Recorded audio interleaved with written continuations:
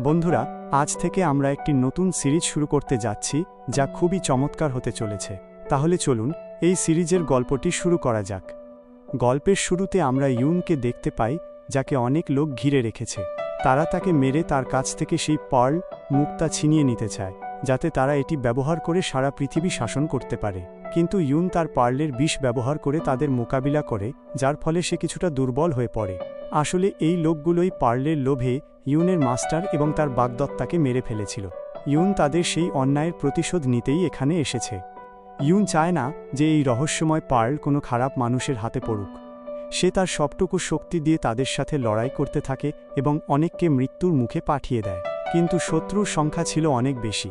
তারা ইউনকে চারপাশ থেকে ঘিরে ফেলে, বলে, তুমি অনেক মানুষকে মেরেছ, এবার তোমার সাজা পাওয়ার সময়, মরার জন্য প্রস্তুত হও। তারা ইউনের কাছ থেকে পার্লটি কেড়ে নেওয়ার আগেই সে পাহাড়ের গভীর খাদে ঝাঁপিয়ে পড়ে। ঝাঁপ দেওয়ার আগে সে পার্লটি গিলে ফেলে, যার ২০ মুহূর্তের মধ্যে তার সারা শরীরে ছড়িয়ে পড়ে। নিচে পড়ার সময় ইউন অন্য একটি জগতে টেলিপোর্ট হয়ে যায়। যখন ইউনের জ্ঞান ফেরে, সে নিজেকে একটি ঘরের ভেতর দেখতে পায়।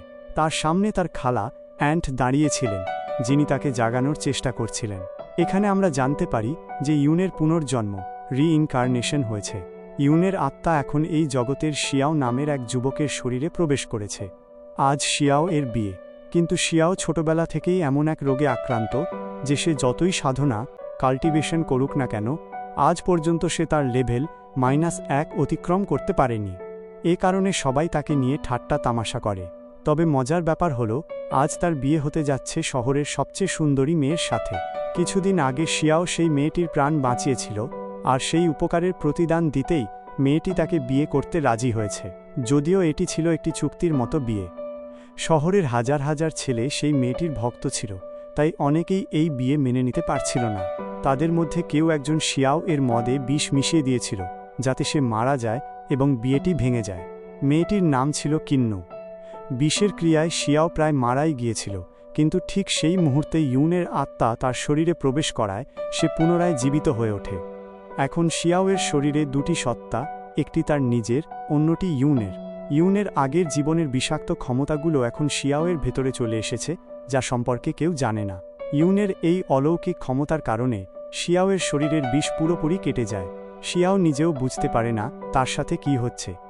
এরপর শিয়াওয়ের দাদু সেখানে এসে তার খালাকে বকাঝকা করেন এবং বলেন যে শিয়াওয়ের আরও যত্ন নেওয়া উচিত ছিল। দাদু বিয়ের প্রস্তুতি দেখতে চলে গেলে খালা শিয়াওকে সাজাতে শুরু করেন। ইউনের আত্মা তখন মনে মনে বলে, এই জীবনটি বেশ ভালো। আগের জীবনে আমার আপন বলতে কেউ ছিল না, যারা ছিল তাদেরও কেড়ে নেওয়া হয়েছিল, কিন্তু এই জীবনে আমার আপনজনদের আমি কিছুতেই হারাতে দেব না। বিয়ের শোভাযাত্রার সময় শিয়াও পালকিতে না চড়ে একটি ঘোড়ার ওপর বসার সিদ্ধান্ত নেয়, কিন্তু সেই ঘোড়াটি ছিল অত্যন্ত শক্তিশালী এবং অবাধ্য। শিয়াও পিঠে বসা মাত্রই ঘোড়াটি তাকে মাটিতে আছাড় মারে। ইউন অবাক হয়ে ভাবে, আমি জানতাম না শিয়াওয়ের শরীর এত দুর্বল। ঠিক সেই মুহূর্তে সেখানে শিয়াওয়ের ভাই ইউ লং আসে, যে তাকে সাহারা দিয়ে তোলার সময় যেমনই শিয়াও তার হাত স্পর্শ করে, সে বেশ অদ্ভুত অনুভব করতে শুরু করে। এখন সে বুঝতে পারে যে শিয়াও এর মদের গ্লাসে যে বিষ মেশানো হয়েছিল, তার অবশিষ্টাংশ এখনও ইউ লংয়ের হাতে লেগে আছে। এর মানে পরিষ্কার যে ইউ লং শিয়াওকে বিষ দিয়ে মারার চেষ্টা করেছিল, যাতে সে কিনমুকে বিয়ে করতে পারে, কারণ ইউ লং নিজেও কিনমুকে পছন্দ করত। সে শিয়াওকে রাস্তা থেকে সরিয়ে দিতে চেয়েছিল, কিন্তু শিয়াও এখন ইউ লংকে বিন্দুমাত্র বুঝতে দেয় না যে সে তার পরিকল্পনার কথা জেনে গেছে। এরপর ইউ লং তাকে বলে, আমি আজ তোমার জন্য খুব খুশি। তোমার বিয়ে শহরের সবথেকে সুন্দরী মেয়ের সাথে হতে চলেছে। যারা কিনমুকে পছন্দ করত, তাদের মধ্যে অনেকে তো হিংসেও প্রাণ দিয়ে দেবে, তাই আজ তোমার খুব খুশি হওয়া উচিত। কিন্তু এই সব কথা সে শুধু লোক দেখানো বলছিল, আসলে তার মনে অন্য কোনো পরিকল্পনা ছিল। এরপর একটি সাধারণ ঘোড়া আনা হয়, যার ওপর চড়ে শিয়াও বরযাত্রীদের নিয়ে কিনমুর বাড়ির উদ্দেশ্যে রওনা দেয়। তার যাওয়ার পরপরই ইউ লং তার অন্য ভাইকে এক থাপ্পড় মেরে বলে, তোমার সাহস কি করে হলো বিষের বদলে নকল বিষ মেশানোর? না জানি কি মিশিয়েছিলে, যার কারণে শিয়াও বেঁচে গেল, না হলে তো ওর মরে যাওয়ার কথা ছিল। এদিকে যখন বরযাত্রী এগিয়ে যাচ্ছিল, তখন সামনে থেকে একটি ভয়ানক এবং বিপজ্জনক বিস্ট পশু তেড়ে আসে। সবাই আতঙ্কিত হয়ে পড়ে। বিস্টটি যখনই শিয়াওয়ের ওপর আক্রমণ করতে উদ্যত হয়, তখনই শিয়াওয়ের চাচা সেখানে এসে বিস্টটিকে আক্রমণ করে দূরে সরিয়ে দেন। তখন সেখানে ইউবিং নামে এক ব্যক্তি আসে, যার ওই বিস্টটি ছিল। সে এসে সবার কাছে ক্ষমা চেয়ে বলে যে তার বিস্টটি কিছুটা পাগল হয়ে গেছে, তাই আক্রমণ করতে এসেছিল। সে আরও বলে, আমি শুনেছি শিয়াওয়ের কাছে অনেক ক্ষমতা আছে, তাহলে আজ তার শক্তির একটা নমুনা দেখা যাক। শিয়াও যদি আমার বিস্টকে রাস্তা থেকে সরাতে পারে তবেই সে এখান থেকে যেতে পারবে, আর যদি না পারে তবে আমরা বুঝে নেব যে শিয়াও অপদার্থ এবং তার সাথে বিয়ে হলে কিন্মুর জীবন বরবাদ হয়ে যাবে। শিয়াও রেগে গেলেও বিস্টটিকে সরানোর চ্যালেঞ্জ গ্রহণ করে। বিস্টটি যখনই আক্রমণ করতে আসে সে শিয়াওয়ের শরীরের ভেতর ইউন এর আত্মা স্পিরিট দেখতে পায়। তা দেখে বিস্টটি ভয় পেয়ে ঘামতে শুরু করে এবং পালানোই শ্রেয় মনে করে, কিন্তু ইউবিং বিস্টটিকে উস্কে দেয়। এবার বিস্টটি পূর্ণ আক্রোশে ঝাঁপিয়ে পড়ে। তখন কিন্মুর ভাই শিয়াও এবং তার ঘোড়াকে নিজের কাঁধে তুলে নেয় এবং সরাসরি কিন্মুর বাড়ির দিকে দৌড়াতে শুরু করে। পথে সে ইউনবাইকে এক লাথি মেরে উড়িয়ে দেয়। অন্যদিকে শিয়াওকে কিছু দুষ্ট শিষ্য প্রচুর মদ খাইয়ে দেয়।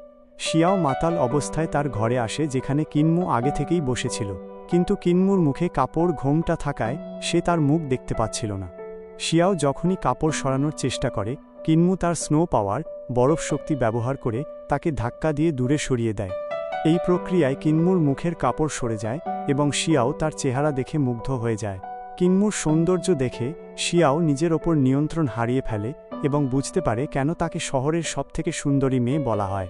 তবে কিন্মুর শক্তি দেখে সে চিনে ফেলে যে কিন্মু আসলে আইস ক্লাউড সেক্ট এর সদস্য, কারণ ওখানকার লোকেদেরই এমন ভয়ানক ক্ষমতা থাকে। কিন্মু অবাক হয়ে বলে, তোমার ব্যাপারে যেমন শুনেছিলাম যে তুমি একজন লুজার, তুমি তো তেমন নও। আমার শক্তি দেখেই চিনে নিলে আমি কোন সেক্টের। শিয়াও বলে, এটা তো মাত্র শুরু, আগে দেখো আমার কাছে আর কি কি বিশেষ টেকনিক আছে।